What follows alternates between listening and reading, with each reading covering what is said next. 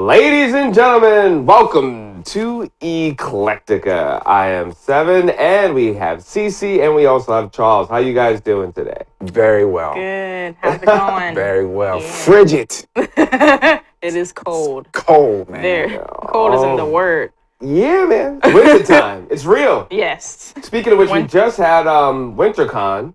Mm-hmm. Charles, we experienced that.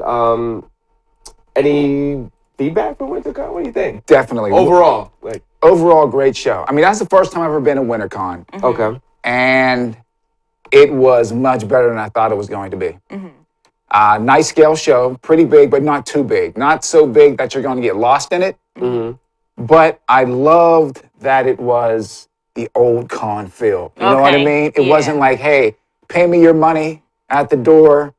Can't see anything, can't buy anything because you done spent all your money trying to get in. Right. Yeah. But yeah, it was just a great vibe at the show. You know, got to see some old friends, made some new friends, and it was nice. I really liked it. I'm actually looking forward to next year. Now, is that it for the season, or are there any more cons in the next month or two, or? New York, I don't know. But Cece, you said something. Well, there's MagFest, but that's not till January 5th. So I think that it's pretty much wrapping up in terms of like the holiday season. And then MagFest seems to be kicking off the new year for 2017. And then Catsicon is in February. If not, they changed the dates. I have to double check the date for Catsicon.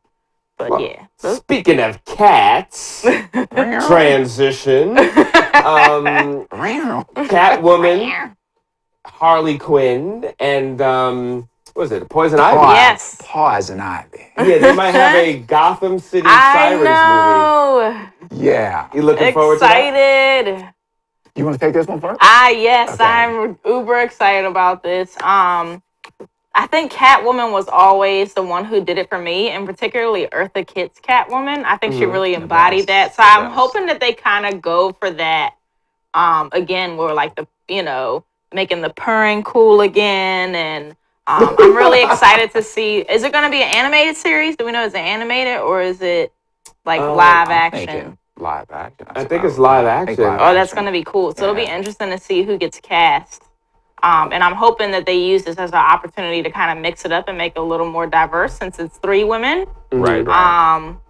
So yeah, but either way, it's like, whoa, how badass is this, And it gives a different perspective of like the bad guys, so to speak.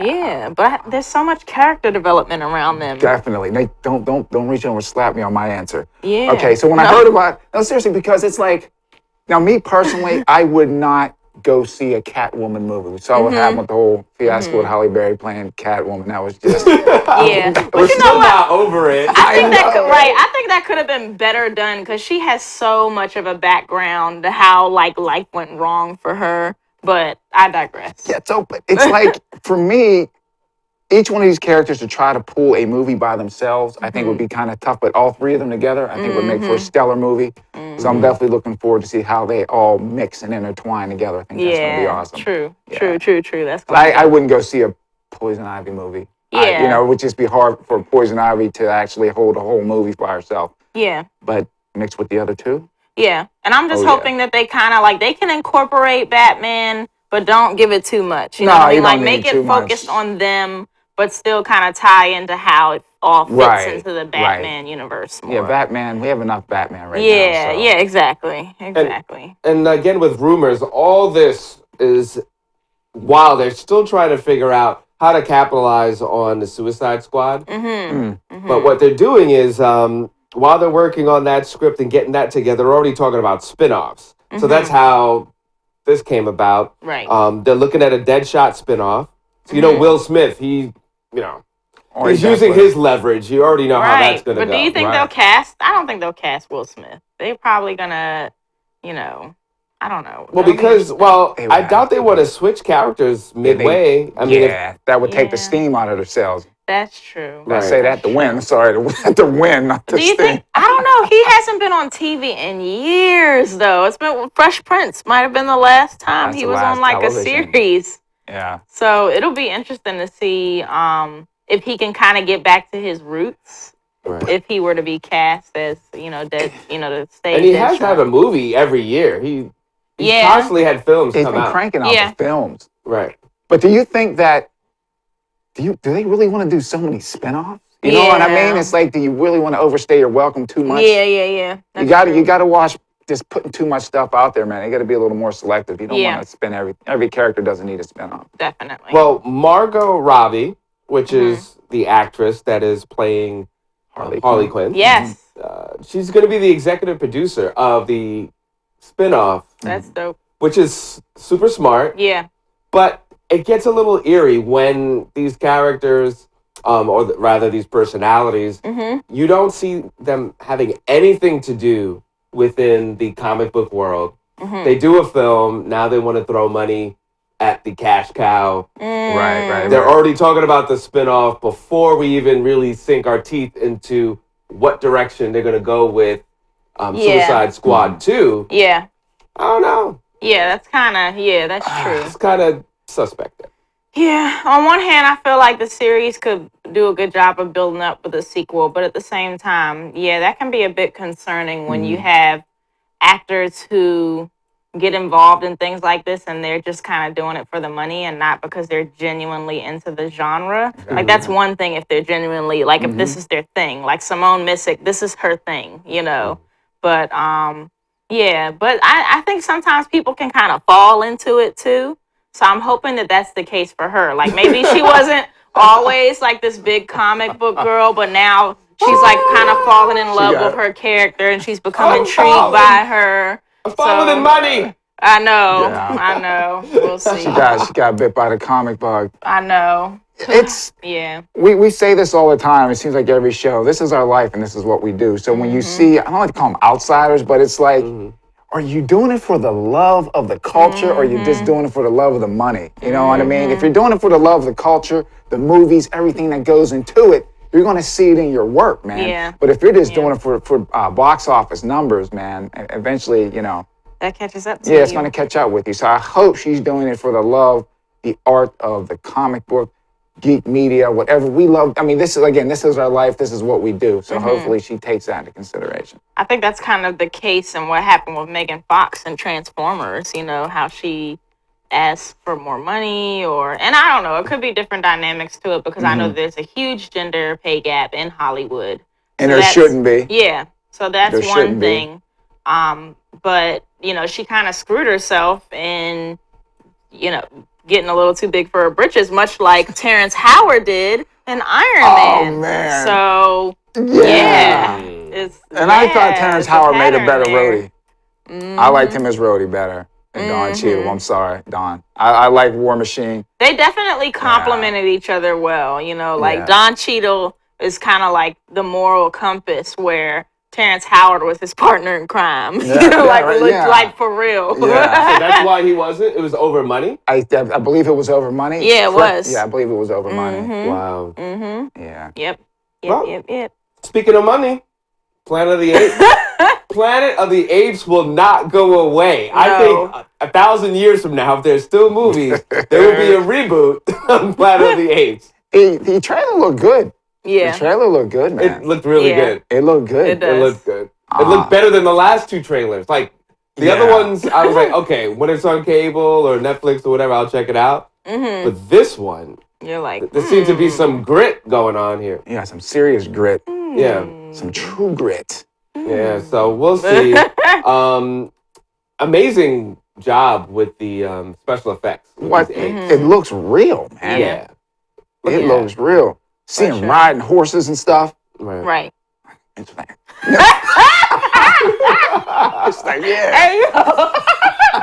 how's it going again? Yeah. Looking off to the side, riding that horse, man. Oh, snap. Lord. You almost made me cuss. There's so many subliminal things politically, socially with this film, too. I know. I'm not going to go there. Right. I'm going to go there. I think that as time goes on, we get closer and closer to the idea that this could actually happen. We just start peeling the layers off. So it's like, all right, maybe monkeys could take over the world, Man. Maybe monkeys already have. Hello. Hello. Okay. Hello. Dun, dun, dun. Sip this tea real quick. Yeah, this is that's the calm down tea. That's Right. it, man. Hello, just a chamomile. Straight from DC, folks. Right, yeah. All right, so obviously people will be seeing this after the full weekend and all that other stuff. But just let's talk about the Thursday night, okay? Rogue One, $30 million Thursday night. So it didn't officially release yet. Right. Right. The New Yorker gave a terrible review.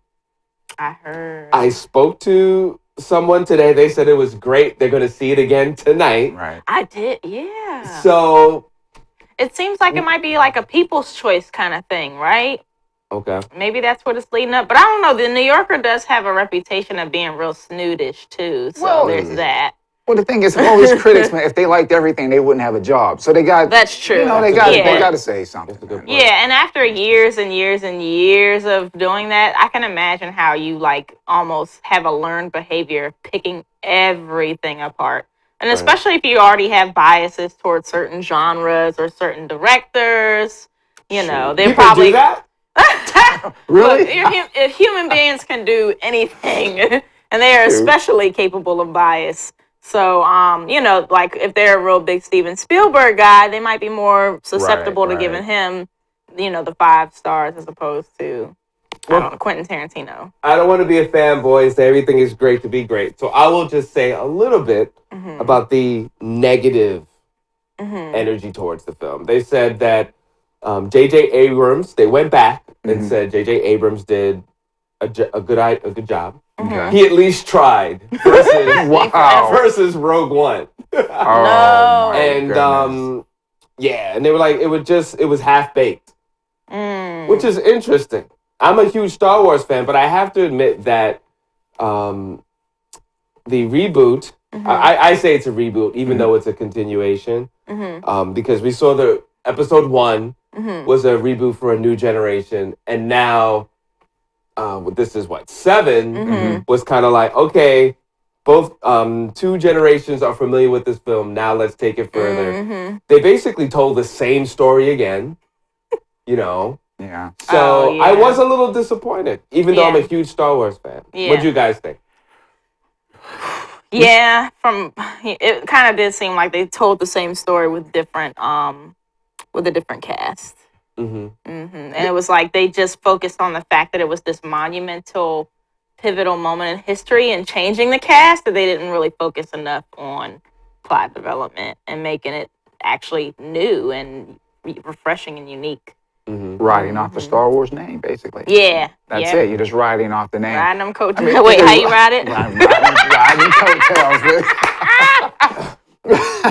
But, I mean, let's be honest. There's nothing going to hit harder than the original Star Wars. Yeah. You know what I mean? You know, Yeah, Star that's Wars, true. Empire Strikes Back, and, you know, nothing's going to hit like that. So anything coming after that, you have big shoes to fill. Yeah, you do. So you're going to get harder criticism. You know, you're going to get judged a whole lot harder. So it's hard. It's tough. It's going to be tough. But I'm going to wait to see it. And I've learned that when critics say something's bad, go see it anyway, because it's normally good. Exactly. And yeah. So you think it's just unfair? Yeah, you're always. I believe you're going to get unfair judgment because look what you're up against. Right. You know what I mean? Yeah. Look what you're up against. So you're always going to get that. It's not going to be in your favor. Yeah. That, and I feel like based on what, you know, all our friends are saying, it seems like it's still a bit refreshing compared to some of the movies that have been out lately. Well, the good thing about Rogue One is that even though it's based on that time in between and figuring out what happened with the how did the construction of the Death Star, how did they get the plans and stuff, I would think the writers and director had so much freedom to throw anybody in there and to do anything. I think it's probably the most freeing out of the whole franchise. Yeah, because they could have threw a character in there and killed him off, and then like you would never know. So here's another thing. True. When it comes to the Han Solo film, that's gonna happen, and actually they said it begins filming in February. Soon, right around the corner. So same situation. Han Solo, Chewie, Lando. Lando Calrissian. and the Hutts, total freedom. So you have a lot of space to add a lot of stuff. Right. I mean, they have to really mess that up. Yeah. Yeah. Yeah. And I'm thinking there's not going to be that much Jedi stuff going on in that one. Probably not. I wouldn't see why there would be. Yeah, the movement wasn't as organized at that point. Because it's really about him being a smuggler or how he got into being a smuggler. Right. And, It's like underground type stuff. So we'll see what the energy is with So that. I guess you'd get to see more of their culture and what they do, if that makes any sense. Yeah. The whole smuggling and that type of thing. Yeah. More so than with the Jedi's. You might run into one here and there. Yeah. Like ride one of them Jedi horses. Well, if they're going to do it, please put Darth Vader in it. I think Darth Vader's going to be in everything. That would be actually pretty I cool. think they're going to sneak him in. Yeah, you gotta gotta kind weave of take him in advantage there. that James Earl Jones is still alive, you know? They need At least as much as bottle possible. that voice up, yeah. Immortalize that thing as much as you can. I think right now they're like casting his vocal cords. No, really. Like putting him in primordial soup or something. Oh man, but I'm looking forward to the Han Solo film. Yeah, that would be good. I think so. And let's see. Yeah. Oh, the new Charles. Excuse me. The Chana. I was got Chana on my mind. The new Star Wars film. What is it? Episode 8 now. Wow. Episode 8. They said the trailer might be arriving this spring, actually. In May. So they're just bouncing them out one right after the other. They're not waiting. Yeah, they're just cranking. It's like a machine. Yeah. I mean, they're already looking on the Han Solo. They're already talking about doing the spin-off for Lando. Wow. They could do something on the Hutts. That's been a rumor even before they did episode 1 that they were going to do something with just focusing on the Hutts. Right. That's crazy. That's a lot. That's a lot of stuff going on there. Yeah, So they probably dropped that by now because logistically, I mean, how interesting can you make a slug? I don't know. Can't go anywhere. The whole movie's going to take place at his little within saloon. a quarter-mile radius. Yeah. I'm going to catch you. You never saw him out of that one position. He's just like, he can't go anywhere, man. Lord have mercy. It'd be a cheap movie to make, though.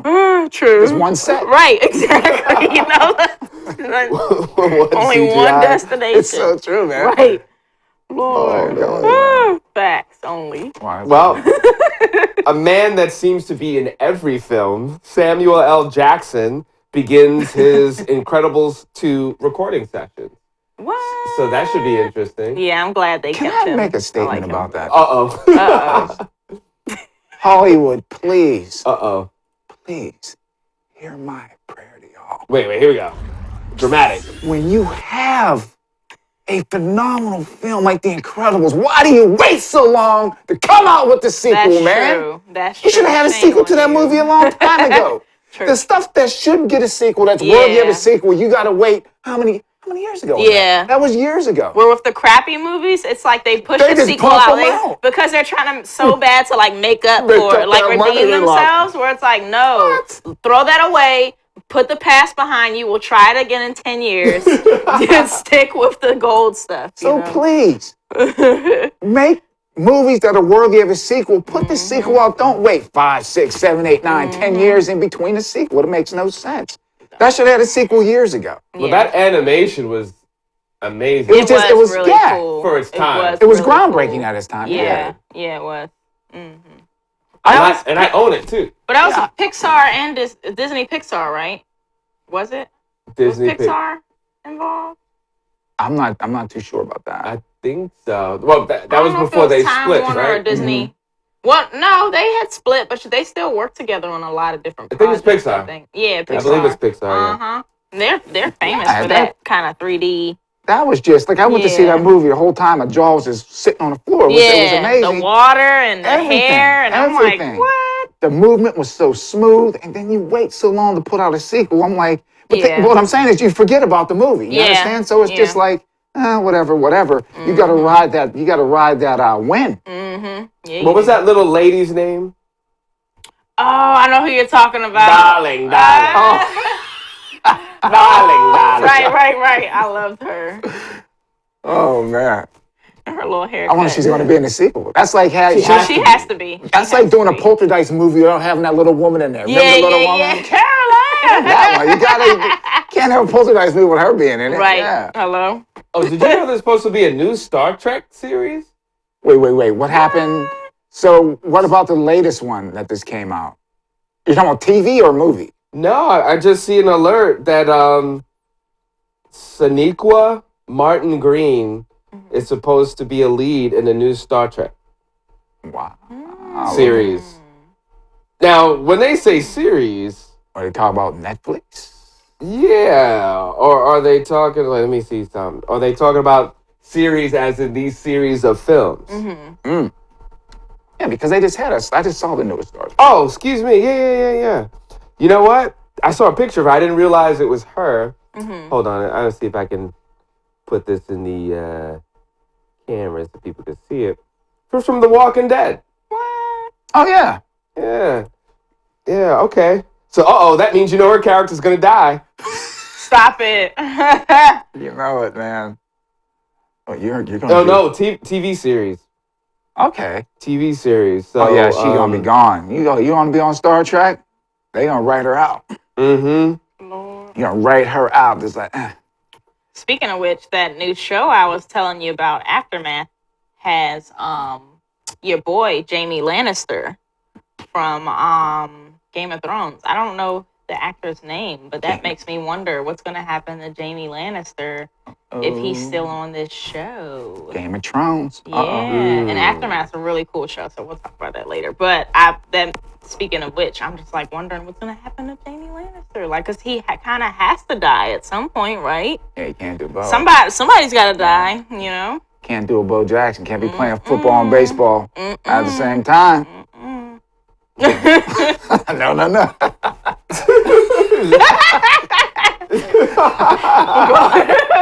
Oregon Trail out this morning. Oh my goodness. Happy Trail. That was the game, okay? That was a real video game too. They have it on mobile phones. I'm downloading it right after this. If it's like the original, that game was fun. You should have told me that. Yeah, it is. It's still 2D, but it's like, more colorful. Ah, that's funny. I used to play that. Yeah. Wow. Yep. Happy Trails. Well, you know what? Let's exit the film world and let's talk about television right now. All right. Let's exit that. Let's talk about the show you keep bringing up. What? Okay. So, Aftermath is this new show on Sci-Fi. The pilot season is running right now. You can catch it on demand. If you need to get caught up. I think it's like in the 12th episode or something like that now. But anyway, it kind of reminds me of The Walking Dead in the sense that it's like an ongoing thing, an ongoing end of the world kind of thing, but more so in the biblical context and not so much in the zombie context. Yeah, so it's like so basically it starts off and there's the rapture. So spoiler alert, guys, sorry. But it's like the rapture hits and then instead of zombies, there's like demons and people are getting possessed. And it's like really... That's different. And it's college. It's like college. Essentially, yes. But it is pretty much like... It's pretty equally gory with Walking Dead. And it's like really well written. And like I said, your boy Jamie Lannister, he plays one of the main characters. And when I tell you this dude can act, yo... Like, I am a believer. He's bringing it? I am a believer in this dude. He is acting his little arse off in this show. I'm telling you. And really all of them. It's a really good cast. I have to check that out. Yeah, definitely check out Aftermath when you get a chance. Just binge on it. And it kind of starts off slow the first episode, but by the end you're like, yo, okay, let's keep Wait a minute. Is that the guy that played Dr. Dre? Dr. Dre. In oh my goodness, I can't believe in Compton. Is he in that? Not that I know of. He is in some series though. Well, Yeah, but no, it's not Actor is Man. that well? Who's in that? That I Only would character know. I recognize is the Jamie Lannister dude from Game of Thrones. He plays the dad for like the main family that it follows. So what? So what's so special about this? Because I know a lot of people have attempted to do, you know, Apocalyptic like things or Revelations type things. I think the thing that makes it so cool is the fact that it integrates science, and how this science foresees the end of the world, and theology, not just Christianity specifically, There but you just like go. universal Yeah. religious creatures and figures that like existed. And so it's like physics is incorporated because like there's some instances where asteroids are hitting, but then you've got the demons and you've got this, and then you have one of the main characters finds out that she's like has a special gift or something. Is this on Netflix? Nah, it's on Sci-Fi. Wow. Sci-Fi, yeah, they stepping it up, man. Well, They Stepping have it up. to. And what I also love about it is the wife of the Jamie Lannister's character. She is badass. Like she's this retired Air Force Special Forces pilot or whatever, and she kicks tail. Like the Jamie Lannister, he's like a researcher, so he studied theology, so he's kind of the one hip to all this. But yeah, it's really well written. Just check it out, man. Just check it out. And I just want to say one thing, what's good just here, because I didn't get to see, but what you're saying, a lot of times when they take that stuff, they have more elements instead of focusing on one element. And I think that's what's making this it's very diverse. hypnotizing to you. Yeah. It's not just focusing on one point of view. Right. Yeah. Right. That would make for some good show. Yes, indeed. Check it out. Cool. Definitely the sleeper show. All right, folks. You heard it here. You're watching Eclecticka.